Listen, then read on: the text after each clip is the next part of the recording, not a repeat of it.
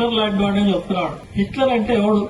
Hitler అంటే ప్రపంచంలో ఎర్ర జెండా మీద కత్తిగట్టి, పేదలపై కత్తిగట్టి, సామ్రాజ్యవాదుల తరఫున ప్రపంచానికి కవళించి చూసినటువంటి ఒక దుర్మార్గుడు.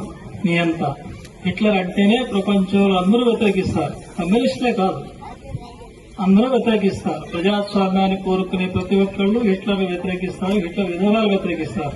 కానీ మన రాష్ట్ర ముఖ్యమంత్రి రేవంత్ రెడ్డి మాత్రం హిట్లర్ను పొగుడుతున్నాడు. నా కోపం వస్తే హిట్లర్ లాంటి అంటున్నాడు. ఎవరి మీద కోపం వస్తే? పేదోళ్ల మీద, గుడిసెల మీద కోపం వస్తే 1,00,000 కోట్ల విలువైన గుడిసెల్ని కూల్చేశాలని చెప్తున్నాడు. ఈ పరిపాలన మనకు కావాల్సింది. అయితే ఆయన ఒక విషయం మర్చిపోయాడు.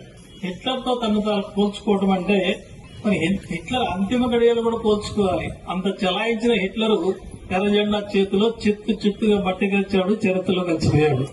మరి ఈ హిట్లర్ ఎక్కడికి పోతాడో నాకు తెలియదు.